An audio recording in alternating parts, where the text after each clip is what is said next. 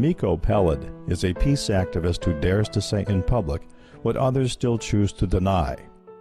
Born in Jerusalem in 1961 into a well-known Zionist family, his father, Matti Peled, was a young officer in the War of 1948 and a general in the War of 1967, when Israel conquered the West Bank, Gaza, Golan Heights, and Sinai. Miko's unlikely opinions reflect his father's legacy. General Peled was a war hero turned peacemaker. It's time to sweep away some of the myths and to uncover the truth so that we can finally live in peace together. And so the three myths that I like to uncover, the three probably most popular myths, the most common myths: the myth of 1948, the myth was that there was a country without a people. And then the myth of the existential threat of 1967. And then finally the myth of the Israeli democracy. Growing up, we were taught to believe that the Arabs had left Eretz Israel, partly on their own and partly at the directive of their so-called leaders, and that therefore taking their land and taking their homes was morally okay. It never occurred to us that even if they did leave willingly, we had no right to prohibit their return. But then Israeli historians had found that, just as Palestinians have been saying for decades, none of this was true.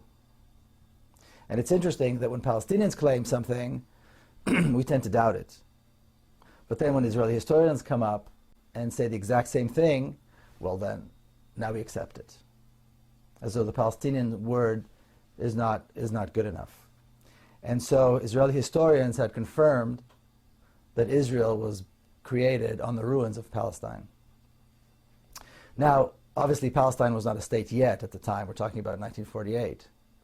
But it would have been a state very shortly thereafter had it not been so completely destroyed.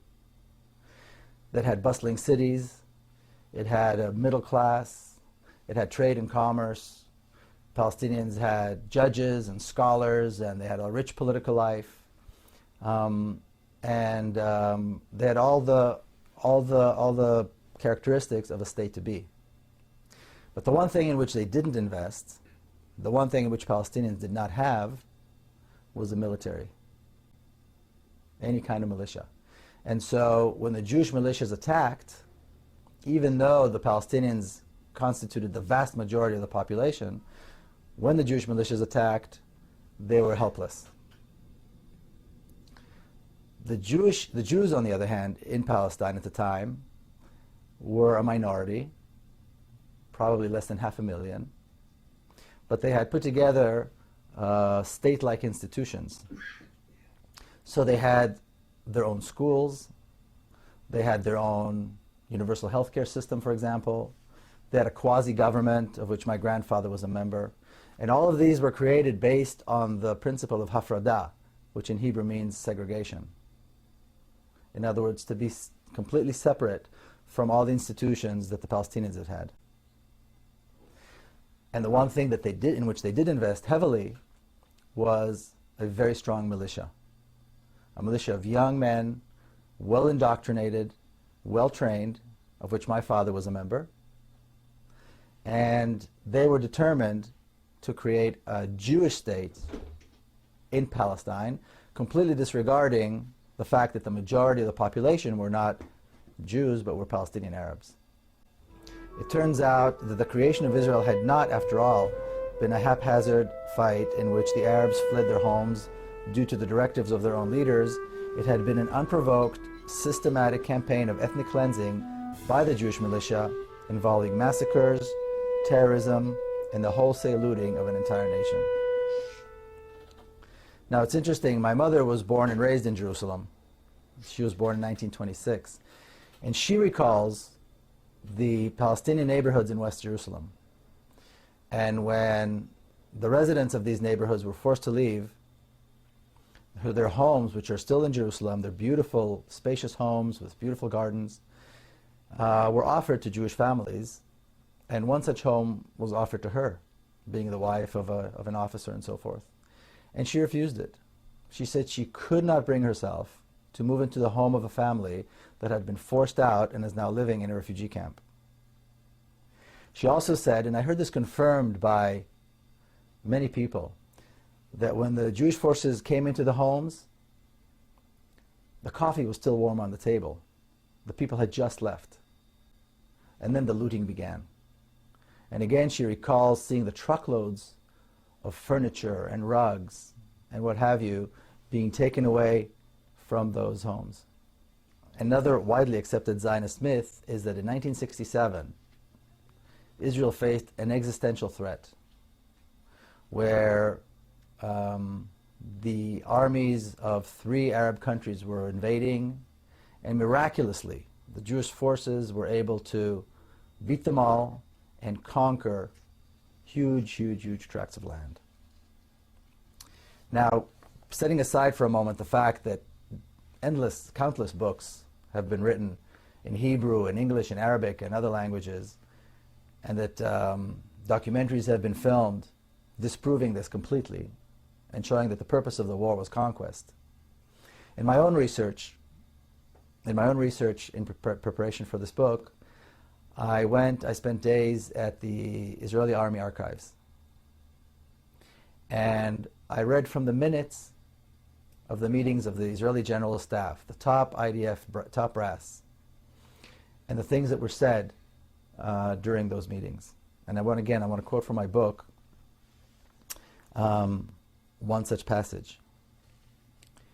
In a stormy meeting of the IDF top brass in the Israeli cabinet that took place on the 2nd of June, 1967, my father, General Mati Pele, told the cabinet in no uncertain terms that the Egyptians needed at least a year and a half in order to be prepared for a full-scale war.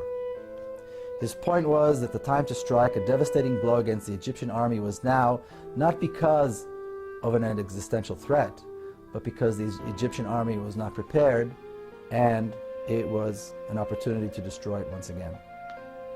The other generals agreed, but the cabinet was hesitant. The prime minister was not sure a full-scale war was the right thing to do, and a tug of war of unimaginable proportions ensued. During that same stormy meeting, my father said to the prime minister, President Nasser, referring to Egyptian President Gamal Abdel Nasser, President Nasser is advancing an ill-prepared army because he's counting on the cabinet being hesitant. He's convinced that we will not strike. Your hesitation is working to his advantage. Later on, he accused the Prime Minister of insulting the army, this army that had never lost in battle, by not allowing the army to attack right now. So there was never any mention of an existential threat, just an opportunity to once again assert Israeli strength. In the end, the cabinet succumbed to the enormous pressure placed upon them by the general, and they decided on a preemptive strike that began on June the 5th, 1967. And again, I want to quote from my book. The surprise attack led to the total destruction of Egypt's air force, the decimation of the Egyptian army, and the reconquest of the Gaza Strip and the Sinai Peninsula in a matter of days. The Israeli army also knew that the Syrian army was in shambles and the Jordanians were no match for the IDF strength. After the campaign of Egypt went so smoothly, the generals turned their attention to the West Bank and the Golan Heights, two regions that Israel had coveted for many years. Both regions had strategic water resources and hills overlooking Israeli territory. And the West Bank contained the heartland of biblical Israel and the crown jewel, the old city of Jerusalem. In 6 days, it was all over. Arab casualties were estimated at 15,000. That's 15,000 dead in 6 days. Israeli casualties were 700. And the territory controlled by Israel had nearly tripled in size. Israel had in its possession not only the land and resources it had wanted for a long time, but also the largest stockpiles of Russian-made arms outside of Russia.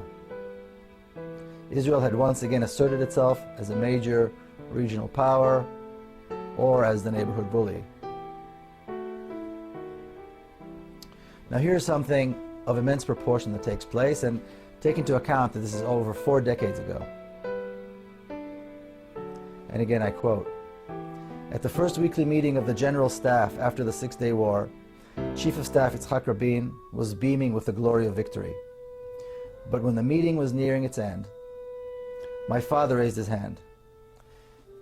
When he was called on, he spoke of the unique chance the victory offered to solve the Palestinian problem once and for all. For the first time, he said, in Israel's history, we were face to face with the Palestinians without any other Arab countries between us.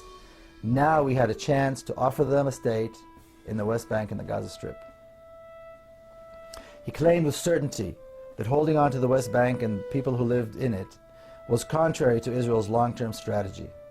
Popular resistance to the occupation was sure to rise, and Israel's army would be used to quell that resistance with disastrous and demoralizing results. It would turn the Jewish state into an increasingly brutal occupying power and eventually into a binational state. And this is precisely the reality in which we live today, nearly 4.5 decades after that. So does anyone seriously, can we really expect that 5 million Palestinians will keep living under a regime that is democratic to Jews, but is brutally oppressive towards Palestinians, with about 6 million Jews and about 5 or 5.5 million Palestinians living under the same rule, under the same government, but with different laws? My father, who was a military expert, had spent the remainder of his life after he retired from the military fighting for justice for the Palestinian cause. And being a former military man, he was often asked about Palestinian terrorism. On one such occasion, when he was being interviewed by the Israeli television, he said this about terrorism. He said, "Terrorism is a terrible thing, but the fact remains that when a small nation is governed by a larger power, terrorism is the only means at their disposal." My father's predictions have all come true. Now, the work of the Israeli lobby in the United States notwithstanding, more and more people around the world are beginning to realize that there are in fact 2 nations who live between the Jordan River and the Mediterranean, and that the conditions under which Palestinians live are completely unacceptable. Recently we had an event here in San Diego, which was a vigil to remember those who were killed in Gaza by the Israeli army. And as this vigil was taking place, there was a large contingent of Israeli supporters. We were separated from them by a line of police and what I think is a sense of morality. And they were dancing and singing as those of us that were at the vigil tried to recall the names of 1,400 people that were killed. These were 3 weeks of such death and destruction that one can hardly comprehend. And I remember the stories of the Israeli Air Force pilots who flew sortie after sortie, dumping hundreds of tons of bombs on a civilian population in Gaza, and would then return home to celebrate the festival of Hanukkah. See, because the attacks in Gaza at the end of 2007 took place during the Jewish festival of Hanukkah. Then, these same pilots, having celebrated with their families, slept in the comfort of their beds, got up the next day, and did it again and again and again. I recall that while we were at the vigil, the supporters of Israel held signs that said, but the Israeli army had warned them. The Israeli army had dropped thousands of leaflets warning the Palestinians that this horror was about to begin. And I can only imagine the mother seeing these warnings, knowing that this horror was impending, but also knowing that there's nowhere to go. There's nowhere to run. There's nowhere to hide. There's nowhere to save her children from the bombs and from the fire, from the smoke and from the chemicals, and from the phosphorus that consumes the flesh and won't be extinguished. Because Gaza is locked down. Gaza is under siege, a siege that was imposed by Israel on the people of Gaza. So for these young Israeli pilots, These young men who most Israelis and Israeli supporters around the world consider their finest. This was really nothing but shooting fish in a barrel as they began their merciless onslaught at exactly 11:25 in the morning on December the 27th, 2008. And that date, December 27, 2008, will forever be etched in our memories as the darkest and most shameful day in the long history of the Jewish people, as Israel began a shameful and merciless attack on the people of Gaza. The attacks began at 11:25 in the morning, the precise time that the children of Gaza are on the streets.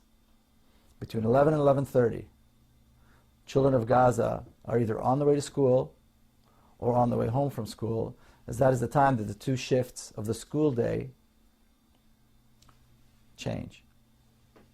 Now, the Israeli supporters who come to the vigils, who always maintain that they support Israeli brutality, their claim is that Israel had the right to defend itself.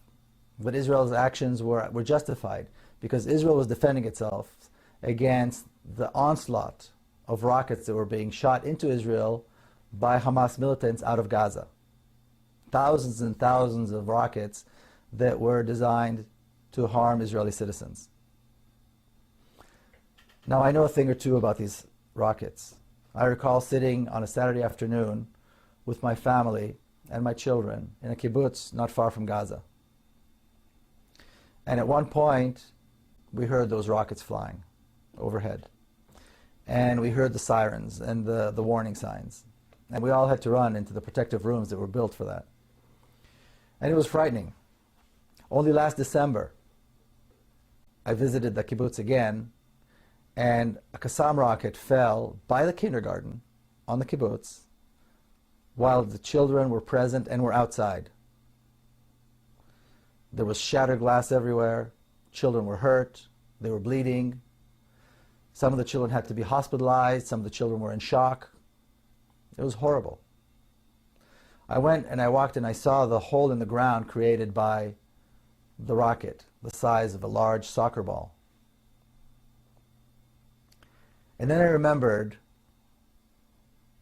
what a crater that is created by a one-ton bomb looks like.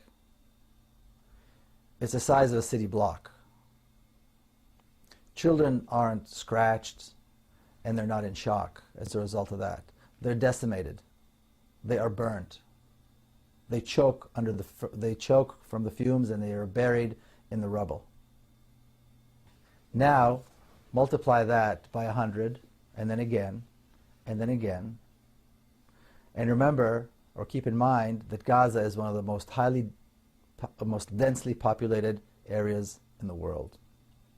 Yet, Israeli supporters will justify this.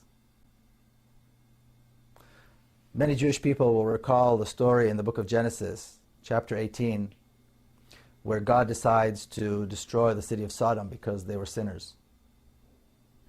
And the patriarch Abraham, the shared patriarch of Jews and Arabs, chastises God and says to him, "Wilt thou also destroy the righteous with the wicked? Perhaps there be 50 righteous in the city." You see, Abraham is chastising God. And God promises that if he finds 50 righteous people, he will spare the city. Well, in Israel, there is no Abraham today. And no Palestinians are righteous in the eyes of the Israelis. And as we know, the 800,000 children of Gaza were not spared this horror. You know, I'm often accused of being one-sided and of not mentioning Palestinian terrorism and the suffering that Israelis have to go through. So I'm going to touch on that right now. As my father said decades ago, when a larger power rules a smaller nation, some form of violent resistance is to be expected. And as for my own family's brush with terrorism, in our case it drove all of us to engage with the Palestinians and to reach out. And the same thing happened to me personally. And again, I want to quote a passage from my book, The General's Son. Then, in the fall of 1997, disaster. My niece Madar was killed by Palestinian suicide bombers in Jerusalem. Several hours later, there we were, driving along the road to the cemetery. Police escorted our procession on motorcycles, making way for vans carrying the devastated family members of another Jewish casualty. As we got out of the van, someone approached and asked me to carry the small coffin. My heart felt far heavier than the heartbreakingly slight weight on my shoulders. Israelis and Palestinians, family members and friends, famous leaders and ordinary people, all came to give eulogies and to express their sorrow at this unspeakable loss. Smadar, my niece, was laid to rest near my father, her grandfather, in a small hilltop cemetery just outside Jerusalem. To this day, my sister Nurit cannot forgive herself for leaving her baby girl out alone in the cold, damp ground. But when my sister did come out to greet the mourners, the thousands who came to mourn, she did not ask for retaliation. She did not talk about revenge. The first words that came out of her mouth were these: no real mother would want the same horror to happen to another mother. And I quote again from the book. I stayed in Jerusalem for the week of the Shiva, the 7 days of mourning. It wasn't easy to return home and resume my routines after it was over. How do people do this? I kept thinking to myself. How do people keep on living as though nothing had happened? How many songs have been sung, poems read, and stories written about this feeling, the feeling one has when the unthinkable happens, yet the world doesn't end. It seemed impossible to carry on, but my mother always says that life was stronger than death, and so we went on. But something had changed. I knew I had to do something, and I knew that the right thing to do was to meet with Palestinians. And I did this right here in San Diego, and I was welcomed by the warm embrace of the local Palestinian community. The experience of meeting with Palestinians was comforting, it was liberating, and it was also heart-wrenchingly difficult. It was comforting to know that we're all very similar. And it was liberating to know that we don't have to be enemies. But it was heart-wrenchingly difficult to realize that I did not have full possession of the truth. And that is where I think Israeli supporters, mostly Jews, that's I think where most of them are. And I think it's time for Israeli Jews and American Jews to join what was very eloquently described by Clovis Maqsood as the constituency of conscience. You know, one can only imagine what white South Africans went through when they saw that apartheid was coming to an end. Clearly they wanted to hold on to their way of life, corrupt as it may have been. The whites in the southern states were probably trying to hold on as much as they could when they saw the end of legalized segregation and discrimination and racism come to an end in this country. We see this with leaders in the Middle East right now, holding on to the last minute, not wanting to give up their way of life and their control. And Zionists in Israel around the world are now doing the same, trying to hold on. We see brutal tyrants everywhere these days, from Libya to the Gulf states, do the same thing, holding on even as they fall one by one. Now Zionists and their supporters do the same, holding on to the notion that a racist regime can last, that injustice and horror can last, and that crimes against others who are different can go unpunished. But we are near the end. The Zionist dream of an ethnically homogeneous state was shattered by the Zionists themselves with their insatiable hunger for land. In their own hands, they created a binational state where almost half of the population are not Jewish or Israeli, but are Palestinian Arabs. True that they have no rights, it's true that they're not counted, but this will come to an end sooner than most people think. I think it's safe to say that the non-violent resistance movement in Palestine will prevail. We have Israelis and Palestinians hand in hand, marching every single week in Bil'in, in Ne'elin, in Nabi Saleh, in Bet Umar, in Masara, in Sheikh Jarrah, in Silwan and in other places. They face the brutal force of the Israeli army every single week, but they're dedicated and they will prevail. And the dedication of these people is the reason that people like myself who believe in justice and democracy are optimistic. In Nabi Saleh, another beautiful spot in the West Bank where settlers have made their ugly mark, Israeli reservists, clumsy and armed to the teeth, are faced with the undaunted courage of mothers and their children who just want the settlers and the army out of their villages and out of their lives. It seems surprising that Israeli soldiers, young men and women who are raised on what is seemingly in a democratic society, are willing to enforce this brutal occupation, because they do it very willingly and they do it very brutally. But what we need to realize that the Zionist education system taught these young men and women that Palestinian life is worthless.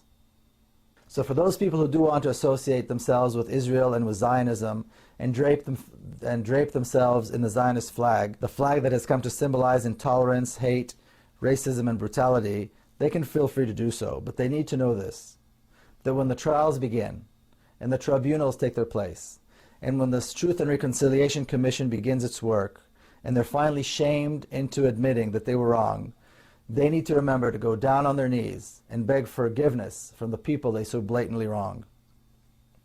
Because they need to realize that we will never forget them, and that their conscience will never allow them to forget that they supported the killing, they draped themselves in the flag, and they mocked the bereaved. The rest of us will move on, and along with the rest of the Middle East, we will follow the example of the people of Egypt to create something that will surely be a tremendous accomplishment, a democratic, secular state in our shared homeland, a state where Muslims, Christians, and Jews live as equals and educate their children to love their diverse homeland with its multitude of cultures, its rich history, and its promising future.